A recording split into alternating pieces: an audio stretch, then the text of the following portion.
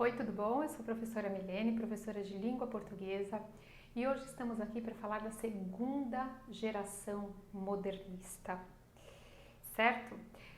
Bom, a segunda geração modernista, que data de 1930 a 1945, é marcada por uma grande instabilidade político e econômica. Então, nós temos vários acontecimentos históricos que fazem com que essa fase seja uma fase de misticismo e consciência social, uma fase de reflexão dos acontecimentos, das pessoas humanas, questionamentos. O que nós temos aqui de tão importante de acontecimentos históricos? Nós temos a queda na Bolsa de Nova York, tá?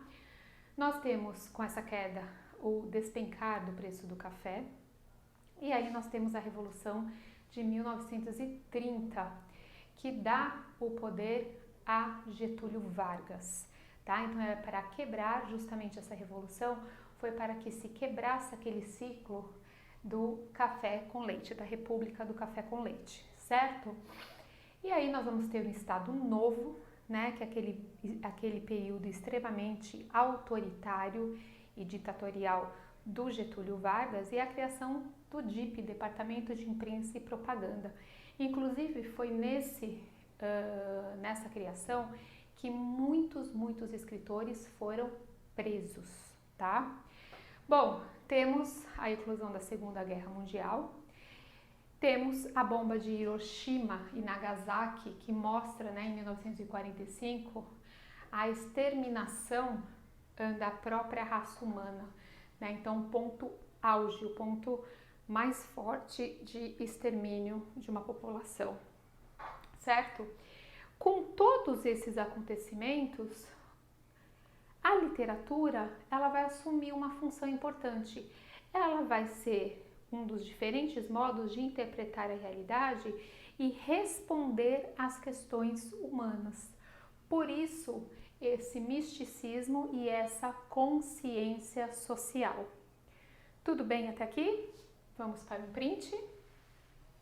Bom, como marco inicial da segunda geração modernista, nós temos em 1930 a publicação do livro Alguma Poesia de Drummond. Não sei se vocês conhecem, tá? Nós temos também aí um poema extremamente, né, o que reflete claramente essa segunda geração modernista, que é a Rosa de Hiroshima, do Vinícius de Moraes. Vale a pena que eu leia para vocês, olha lá. A Rosa de Hiroshima. Pensem nas crianças mudas telepáticas. Pensem nas meninas cegas inexatas. Pensem nas mulheres rotas alternadas. Pensem nas feridas como rosas cálidas. Mas, ó, não se esqueçam da rosa, da rosa. Da rosa de Hiroshima, a rosa hereditária, a rosa radioativa, estúpida e inválida, a rosa com cirrose, a anti-rosa atômica, sem cor, sem perfume, sem rosa, sem nada. Aqui nós temos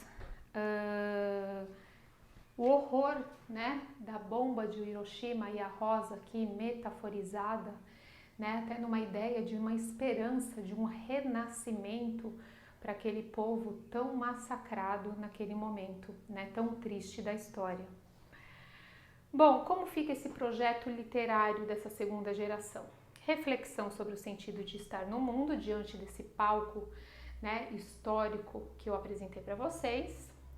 Foco no contexto sociopolítico. Depois nós vamos estudar os romances de 30, que aí nós temos aqueles romances chamados engajados, e aí nós temos a representação maior de Graciliano Ramos.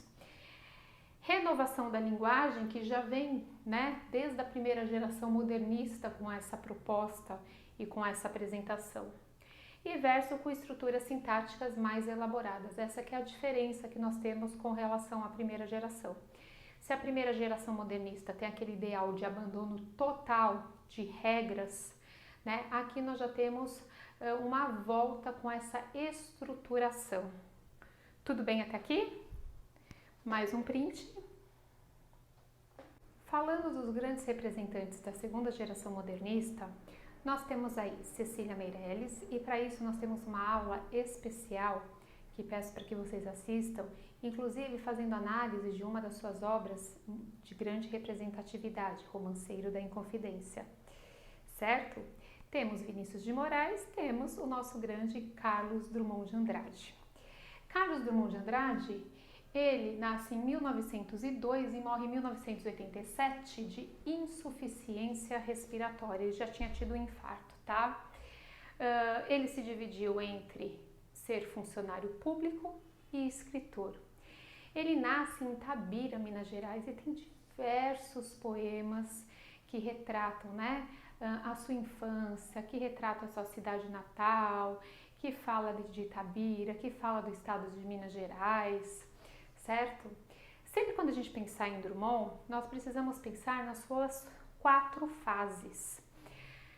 Drummond tem uma primeira fase que ele chama de Gauche, né? Esse Gauche da década de 30, não sei se estou pronunciando corretamente, hein, gente? Parte da década de 30. E aqui nós temos a obra dele, algumas poesias, que foi a obra inaugural da segunda geração modernista. Quando a gente fala nessa ideia de ser gauche, é mostrar que o poeta é um ser desajeitado, que na verdade ele é diferente dos outros. Por pensar diferente, ele se sente deslocado, porque ele vê o mundo de uma forma muito particular, uma forma dele, tá? E aí nós temos um tom um pouquinho pessimista, por quê? Porque ele não consegue compreender o mundo diante dessa visão que ele tem. Vou ler para vocês um poema que está dentro, inclusive, do Alguma Poesia, que é o poema Infância. Bom, ele fala assim: meu pai montava a cavalo e ia para o campo. Minha mãe ficava sentada cozendo. Meu irmão pequeno dormia. Eu sozinho, menino, entre mangueiras, li história de Robinson Crusoe, comprida história que não acaba mais. No meio-dia branco de luz, uma voz que aprendeu a ninar nos longes de senzala e nunca se esqueceu, chamava para o café. Café preto que nem a preta velha, café gostoso, café bom. Minha mãe ficava sentada cozendo, olhando para mim. Psiu. Não acorde, menino, para o berço onde pousou o mosquito, e dava um suspiro, que fundo. Lá longe meu pai campeava no mato sem fim da fazenda, e eu não sabia que minha história era mais bonita que a de Robinson Crusoe. Então ele mostra aqui que a história dele era mais bonita do que aquelas apresentadas pelos grandes heróis das narrativas de ficção. Aqui nós temos também o grande, né, no Alguma Poesia, o grande poema, né, conhecidíssimo de Drummond, que é No Meio do Caminho. Esse No Meio do Caminho, gente, que também está aqui dentro, né, ele fala o seguinte, ó: no meio do caminho tinha uma pedra. Tinha uma pedra no meio do caminho. Tinha uma pedra no meio do caminho, tinha uma pedra. Nunca me esquecerei desse acontecimento, na vida de minhas retinas tão fatigadas. Nunca me esquecerei que no meio do caminho tinha uma pedra. Tinha uma pedra no meio do caminho. No meio do caminho tinha uma pedra. Ele foi publicado em 1928 a primeira vez na revista Antropofagia e causou, né, controvérsias absurdas. Tinha gente que achava que isso estava sendo um afronto, né, mas aí a gente tem a pedra, né, como uma grande metáfora, né, essa metáfora justamente dessas dificuldades da vida apresentadas pela vida, né, de você conseguir superar essas dificuldades, certo? Bom, depois nós temos a segunda fase dele, chamada de poesia social, de 40 a 45. Nós temos 2 grandes publicações, que é A Rosa do Povo, tá? Livro conhecidíssimo de Drummond, e Sentimentos do Mundo, né? Aqui nós temos uma fase social em que o poeta acredita que pode modificar o mundo. Se nós pegarmos, inclusive, esses sentimentos no mundo, nós temos a capa do livro em que pessoas, várias mãos estão sendo dadas, de pessoas diferentes, de etnias diferentes, mostrando que se as pessoas, né, que há uma esperança, que se as pessoas trabalharem junto, em conjunto, essa realidade social pode de fato ser alterada. Vou ler para vocês um sobre que está a Rosa do Povo. Vamos lá.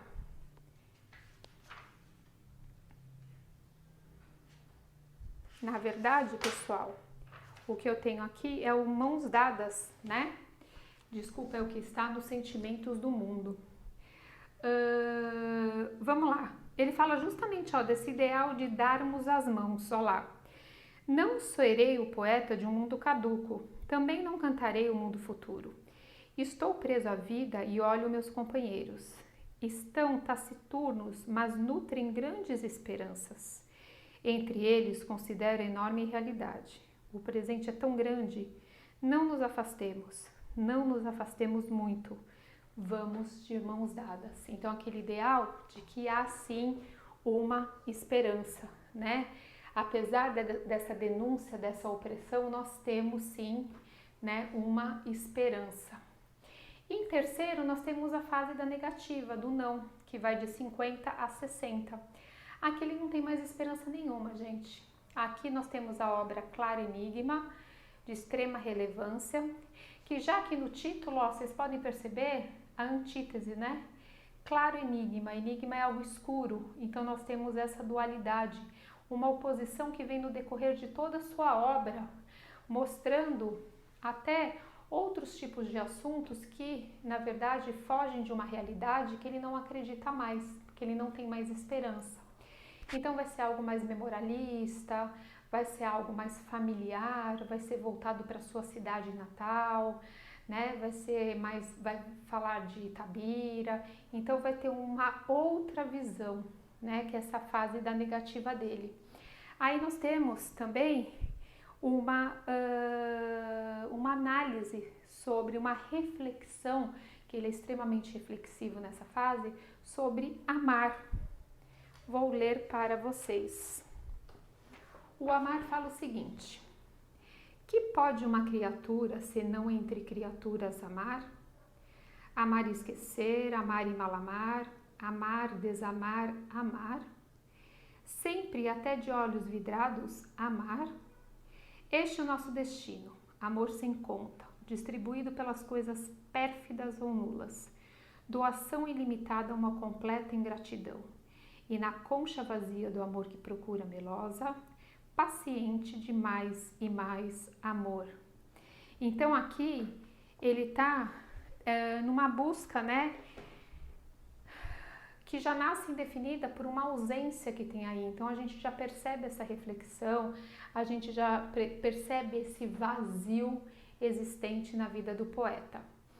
E uma quarta parte que é chamada de memória, que vai de 70 a 80, que é uma fase mais reflexiva, certo?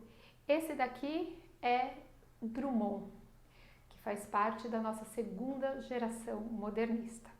Espero que vocês tenham gostado e até a próxima, pessoal!